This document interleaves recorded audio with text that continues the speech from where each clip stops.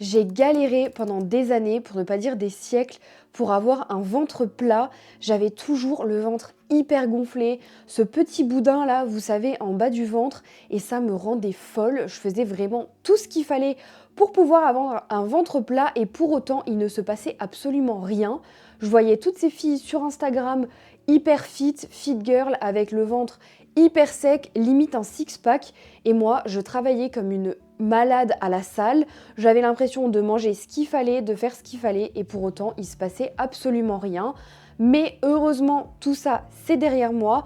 Aujourd'hui, j'ai compris quels étaient les problèmes, qu'est-ce qu'il fallait que je mette en place, quelles étaient les étapes et surtout quels étaient les petits détails qui en réalité n'en sont pas pour avoir un ventre plat à l'année. Et je vais t'expliquer tout ça en détail dans cette vidéo. Donc si tu t'es reconnu dans cette description, vraiment reste avec moi jusqu'au bout. Je vais t'expliquer tout en détail. Avant de commencer, qui suis-je? Si tu viens de rejoindre la chaîne, je suis Marie, coach nutrition et sport, et j'aide les femmes à perdre du gras de façon durable et surtout sans se priver. J'ai accompagné des dizaines et des dizaines de femmes à perdre du gras sans supprimer aucun aliment, sans avoir à faire des heures de cardio à la salle. Et aujourd'hui, j'espère pouvoir t'aider aussi à travers cette vidéo. Mais si tu veux aller plus loin, n'hésite surtout pas à aller dans le lien dans ma description pour pouvoir te lancer dans ton accompagnement et enfin te transformer. J'ai aidé un nombre incalculable de femmes à avoir justement ce fameux ventre plat. Et je vais te mettre un petit peu des photos avant, après ici pour que tu puisses constater par toi-même à quel point quelques changements et le fait d'être accompagné, ça peut réellement faire toute la différence. Donc surtout, tu n'hésites pas, le lien est dans la description. Donc je vais vous expliquer les 4 grands piliers pour avoir un ventre plat et perdre du gras. C'est assez simple et vous allez voir, on va aller vraiment dans le détail. Pour commencer, le pilier numéro 1, c'est la digestion. Ça les filles, c'est vraiment capital dans le sens où parfois on peut se dire mais c'est quoi le lien entre digérer et avoir un ventre plat? Mais en fait, c'est absolument lié, c'est-à-dire que si vous n'avez pas une bonne digestion, vous n'aurez jamais un ventre plat. Dites-vous bien une chose, si vous êtes ballonné, vous n'aurez jamais un ventre plat. D'abord, on commence par dissocier deux choses. On dissocie les ballonnements et le gras. Ça, c'est vraiment hyper important parce que j'ai des tonnes de clientes qui me disent « Oui, j'ai plein de gras au niveau du ventre, je comprends pas, pourtant je fais hyper attention, mon poids, il est stable, j'ai un poids qui est hyper normal et pour autant, j'ai un ventre qui est énorme. » En fait, si tu es hyper ballonné, bah en fait, tu auras l'impression d'avoir un ventre énorme alors qu'en réalité, tu n'as pas forcément de gras à perdre. Donc fais bien la différence entre ces deux choses-là. Ensuite, du coup, les ballonnements, il faut vraiment les traiter, on va dire, en profondeur. C'est un problème de profondeur. Pour commencer, pour traiter les ballonnements, on commence par manger des fibres. Ça, c'est la base de la base, les filles. Les fibres, c'est disponible dans tout un tas d'aliments, notamment les fruits, les légumes, les légumineuses. Ça, c'est vraiment la base. Et essayez réellement de manger des fibres à tous les repas. On peut dire que pour avoir une base correcte, on part sur 15 grammes de fibres pour 1000 calories. Ça, c'est valable pour les filles qui comptent leurs calories, mais si c'est pas ton cas, si toi, t'as pas l'habitude de compter tes calories et que t'as pas franchement envie de te prendre la tête avec ça, fais juste en sorte de manger des fibres à tous les repas. Et encore une fois, c'est quand même normalement assez facile de manger des fruits, des légumes ou des légumineuses à l'ensemble de tes repas dans ta journée. Donc, tu devrais y arriver vraiment de façon assez facile. Ensuite, le deuxième point pour pouvoir traiter ces fameux ballonnements, c'est de te supplémenter avec des compléments alimentaires. Moi, ce que je fais, c'est que j'ai une petite routine. Tous les matins, je prends mes petits compléments alimentaires avant mon petit déjeuner. Dans ces compléments, je prends de la glutamine, ça c'est hyper important, ça va vraiment aider à digérer en fait tout simplement, et des probiotiques.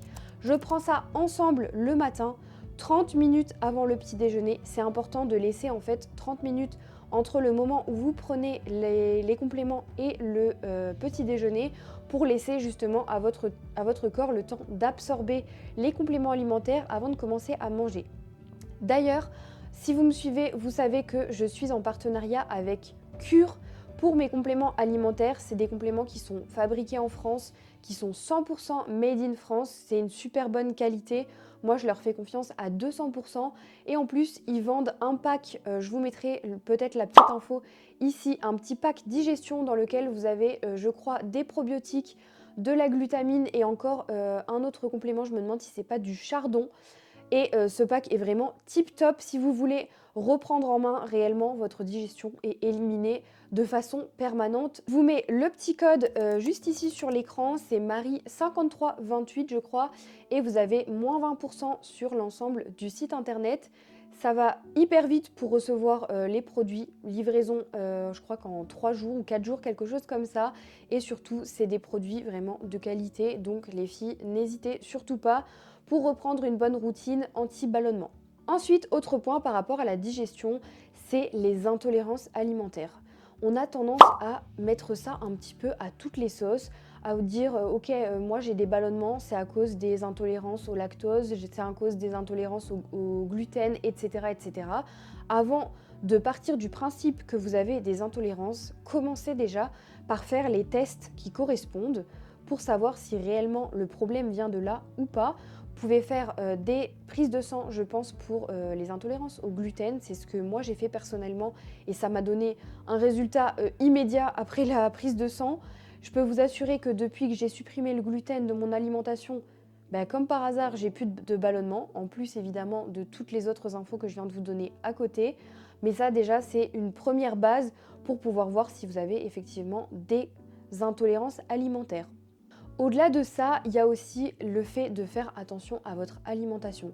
Quand on dit faire attention à l'alimentation, ça ne veut pas dire tout et n'importe quoi, ça veut dire réellement ne plus manger ou en tout cas vraiment réduire votre consommation d'aliments transformés.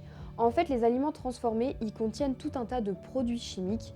Vous savez, les E400 machin que vous voyez dans les descriptions et les noms de produits bizarres là qu'il y a dans les descriptions de produits. Quand vous voyez ça, vraiment, fuyez, fuyez, fuyez. Privilégiez les aliments bruts. Ça n'a pas de prix, les filles, ça n'a pas de prix. Déjà de 1, parce qu'il n'y a pas tous ces produits qui vont vous causer des problèmes de digestion. En plus de ça, ça va vous éviter des problèmes de santé. Et puis surtout, les aliments bruts contiennent à nouveau beaucoup plus de fibres que les produits transformés. Je ne dis pas qu'il faut complètement supprimer les aliments transformés. Encore une fois, on n'est pas là pour supprimer quoi que ce soit comme ingrédient. Si vous avez envie de temps en temps de vous manger, je ne sais pas, un gros donuts, mais en fait, foncez, faites-vous plaisir.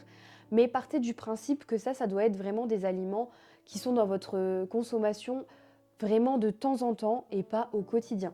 Autre conseil hyper sous-coté pour avoir un ventre plat et avoir une bonne digestion, les filles, c'est la marche. Oui, la marche, je vous jure, la marche, c'est la vie en fait. Au-delà évidemment de vous donner de l'activité au quotidien et puis de vous faire prendre l'air, etc., ça va réellement activer votre système digestif. Voilà moi ce que je fais le matin. Je vous donne un peu ma morning routine pour que vous compreniez. En gros, je me réveille, je prends directement ma glutamine et mes probiotiques parce que ça c'est le premier truc à faire pour éviter justement de prendre votre petit-déj trop vite et pour garder ces fameux 30 minutes entre la prise des compléments et le petit déjeuner. Une fois que j'ai pris mes compléments, je m'habille, je vais marcher, la fameuse marche. Et je marche pas longtemps, je marche 20 minutes. Ça suffit en fait à réveiller votre organisme, à enclencher votre système digestif. Pendant ces 20 minutes, j'essaie de boire un maximum d'eau pour lancer mon organisme et lancer à nouveau mon système digestif. Et ensuite, je rentre chez moi et seulement là, je prends mon petit déjeuner. Du coup, ça permet d'avoir les fameuses 30 minutes qui sont écoulées et je suis partie pour ma journée. Mon système digestif est lancé. Dernier point, du coup, c'est la fameuse hydratation que je vous disais il y a 10 secondes. Ça, c'est vraiment la base. Partez sur un minimum de 2 litres d'eau par jour. Ça, c'est la base de la base. Ça va à nouveau lancer votre système digestif dès le matin. Donc, premier truc que vous faites la journée en vous levant, c'est vous buvez de l'eau. Et ensuite, toute la journée, gardez une bouteille d'eau près de vous. Ça va réellement vous aider. Ou alors, sinon, vous faites comme moi, petit thé. Ou alors, bouteille d'eau. Voilà, j'ai une bouteille d'eau tout le temps à côté de moi, vraiment tout le temps. Si elle n'est pas à côté de moi, elle est dans mon sac. Si je bouge, je la remplis et je la mets dans mon sac. Il n'y a pas à réfléchir, comme ça vous l'avez tout le temps avec vous et vous buvez. Deuxième pilier pour avoir un ventre plat, c'est évidemment la perte de gras. Comme je disais avant, on dissocie bien la digestion de la perte de gras. Pour commencer, vous faites un état des lieux sur votre digestion avec tous les conseils que je viens de vous donner et ensuite vous passez sur le deuxième pilier qui est donc la perte de gras. Pour commencer, petit déficit calorique. Pour perdre du gras, il n'y a pas de secret, il n'y a pas de truc chelou à mettre en place. Non, il y a le déficit calorique. Vous faites un déficit calorique, c'est-à-dire que vous réduisez votre apport en calories. L'idée, c'est de réduire un petit peu vos glucides, de conserver votre apport en protéines et votre apport en lipides. Quand je dis réduire les glucides, ça ne veut pas dire les supprimer. Attention, on ne supprime absolument rien, on réduit simplement son apport en glucides. Par exemple, si vous aviez l'habitude de manger des glucides à tous les repas, vous avez la possibilité d'enlever par exemple les glucides sur un des repas de la journée ou alors simplement de réduire à l'ensemble de vos repas. Pour les protéines, gardez toujours en tête qu'il faut les garder au même niveau que ce que vous avez l'habitude, c'est-à-dire 1,8 g par kilo de poids de corps minimum. Ça va vous permettre en fait de conserver votre masse musculaire pendant votre perte de gras, parce que le but, c'est pas de devenir skinny fat, hein, on est bien d'accord, mais bel et bien de conserver une masse musculaire, voire même de continuer à la développer pendant que vous perdez du gras pour pouvoir avoir une silhouette quand même sculptée. On a envie d'être fraîche les filles. Au-delà de ça, on parle bien entendu de l'activité physique. On ne fait pas de déficit calorique sans activité physique. Déjà de 1, il y a la marche. Comme je vous disais tout à l'heure, la marche, ça va réellement vous aider à creuser votre déficit calorique sans avoir à faire des efforts surhumains. Vous allez évidemment avoir à côté de ça votre entraînement, mais rien que le fait de marcher tous les jours 10 000 pas par jour, ça va vous aider énormément dans votre déficit calorique. Encore une chose les filles, c'est qu'on ne peut pas cibler une perte de gras, n'oubliez pas ça. Quand on voit des trucs sur Instagram en mode fais ces 3 mouvements pour perdre du ventre et avoir un ventre hyper tracé et des abdos dessinés, fuyez, c'est faux. On ne cible pas une perte de gras. C'est-à-dire que quand vous faites un déficit calorique, vous allez éliminer du gras dans l'ensemble de votre corps et vous allez l'éliminer partout. Il n'y a pas d'histoire de en faisant ça, je vais éliminer le gras du ventre, en faisant ça, je vais éliminer le gras des fesses, en faisant ça, je vais éliminer le gras des cuisses. Non, ça n'existe pas. Vous faites un déficit calorique et vous verrez que vous allez perdre du gras sur l'ensemble de votre corps. Donc ça, c'est un point hyper important. Dernier point par rapport à la perte de gras, c'est évidemment l'entraînement. Comme je vous disais tout à l'heure, on n'a pas envie d'être skinny fat. Nous, on veut être fraîche, on veut avoir une silhouette qui soit sculptée, qui soit tonique, qui soit sexy si j'ose dire. Et pour avoir un corps sexy, on veut quand même garder des muscles. Donc, il faut continuer à s'entraîner. L'idéal, c'est de combiner le cardio et le renfo. Moi, je vous dirais qu'une bonne base, c'est d'avoir à peu près 1 à 2 séances de cardio par semaine et 2 à 3 séances de renfo par semaine. Ça, c'est vraiment le combo idéal. Si vous faites ça, vous verrez que déjà de 1, vous avez du cardio pour pouvoir éliminer un max de gras parce que vous allez brûler plus de calories pendant vos séances de cardio. Et ensuite, des séances de renfo pour pouvoir continuer à faire évoluer votre masse musculaire, la conserver et puis du coup, progresser sur vos entraînements, mais surtout progresser sur votre silhouette. L'idée, c'est pas de devenir flasque. Troisième pilier pour avoir un ventre plat, c'est évidemment les abdos. Les abdos, les filles, forcément, c'est le muscle qui est lié à votre ventre. Donc, qui dit pas d'abdos dit pas de ventre plat. Alors, j'irai peut-être pas jusque-là, mais on est franchement pas loin de ça. Les abdos, c'est hyper important. Les abdos, ça se découpe en 2 parties. C'est-à-dire qu'on a d'abord le fait d'avoir des abdos, de travailler les abdos. Ça, c'est une première chose. Et ensuite, on a la partie qui est beaucoup plus liée au corps. Et quand je dis corps, c'est C-O-R-E et pas corps comme le corps, qui est vraiment beaucoup plus lié au transverse. Pour vous expliquer déjà dans un premier temps, les abdos, c'est un muscle qui est constitué de 3 différents muscles distincts. On a d'abord le muscle du grand droit, qui est en fait le muscle du six-pack, si on peut appeler ça comme ça, c'est le muscle du milieu. Ensuite, on a les obliques, c'est les abdos qui se situent sur les côtés. Et ensuite, on a le transverse, c'est réellement le muscle des abdos qui est le plus profond. C'est vraiment le muscle profond des abdos. Premièrement, on va rétablir une vérité qui est de dire qu'on peut cibler un ventre plat grâce à une routine d'abdos. Ça n'existe pas les filles. Encore une fois, il n'y a pas de solution miracle. C'est un ensemble de choses. Donc si vous ne faites absolument aucun des conseils que je viens de vous donner avant, mais que vous faites 1 heure d'abdos tous les jours, ça ne sert strictement à rien, vous n'aurez aucun résultat.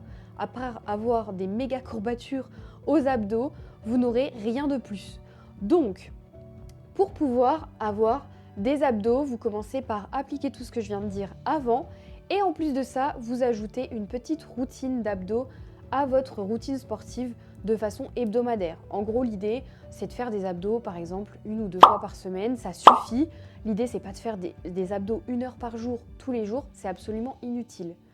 Pour commencer, les exos qui sont vraiment recommandés pour avoir un ventre plat, c'est déjà pour commencer le gainage. Ça, c'est un super exo parce que au-delà de vous faire travailler les abdos, ça va réellement vous faire travailler presque tous les muscles du corps. Donc vraiment, je ne peux que vous recommander le gainage. Et surtout, pendant ce fameux gainage, on doit appliquer certaines choses. On ne fait pas juste du gainage comme ça. Pour commencer, l'important quand vous faites du gainage, c'est la rétroversion du bassin. Je vais vous montrer. L'idée, c'est pas d'avoir le bassin comme ça avec le cul dehors. Non, c'est d'avoir le bassin comme ça. Nous, on va avoir vraiment le bassin qui est dans l'alignement ici du thorax. Je ne sais pas si vous allez bien voir, mais on est comme ça, pas comme ça. Ça, vraiment, c'est la base. Ensuite, il y a évidemment la respiration pendant les exercices d'abdos. Pendant que vous respirez, il se passe quelque chose au niveau de votre périnée. Et ça, c'est important parce que le problème, c'est que si vous respirez mal ou si vous bloquez votre respiration pendant les exercices d'abdos, vous allez en fait pousser votre ventre vers l'extérieur et bloquer votre respiration. Ça va réellement, en fait, déjà de 1, pas du tout faire fonctionner vos abdos correctement. Et surtout, ça va vraiment pousser dans votre périnée. C'est pas bon du tout. Donc, au niveau de la respiration pendant les abdos, qu'est-ce qu'on veut ? On veut d'abord, en numéro 1, expirer la respiration pendant la contraction. Si par exemple vous faites un crunch, vous expirez à la montée et vous inspirez à la descente. Ça, c'est hyper paradoxal dans le sens où c'est pas franchement naturel. Quand on regarde les exercices d'abdos, très souvent les gens font absolument l'inverse. Donc ne vous faites pas avoir, ça c'est hyper important. Vous expirez à la contraction et vous inspirez au relâchement, peu importe les exercices. Au-delà de ça, reparlant du périnée, le périnée, ça va vraiment vous aider à faire fonctionner votre muscle du transverse. C'est vraiment 2 choses qui sont liées. Pour pouvoir travailler votre transverse pendant l'ensemble des exercices que vous faites pour les abdominaux, essayez déjà pour commencer d'expirer vraiment très fort. Quand vous expirez, vous faites vraiment un bruit limite, vous faites... On ne veut pas juste une petite expiration bidon, non. Il faut vraiment que ce soit hyper fort dans le sens où ça doit venir de l'intérieur, venir en fait presque, j'ai envie de dire, de votre estomac, quoi. Il faut vraiment matérialiser ça un peu dans votre tête, vous dire j'expire et je rentre le ventre en même temps. Rentrez le nombril, ça c'est hyper important, c'est la 2e étape. En expirant, vous rentrez le nombril parce qu'en fait ça va vraiment vous aider à contracter du coup votre périnée et à expirer en faisant travailler votre transverse. Et dernier point, c'est vraiment de serrer les côtes. Quand on dit serrer les côtes, ça veut dire que quand vous êtes comme ça, par exemple, vous avez vraiment le tronc qui est ouvert. Quand vous allez expirer et vous allez rentrer votre nombril, vous allez resserrer les côtes. Ça, c'est les 3 étapes. Expirez fort, rentrez le nombril et resserrez les côtes. Je veux que vraiment vous fassiez ça à l'ensemble de vos exercices d'abdominaux et vous allez voir que ça va faire une différence transcendante sur le travail de votre transverse. Dernier point, du coup, au niveau des abdos, c'est le travail des abdos hypopressifs. Les abdos à nouveau qui sont vraiment à l'intérieur, qui sont liés à votre transverse.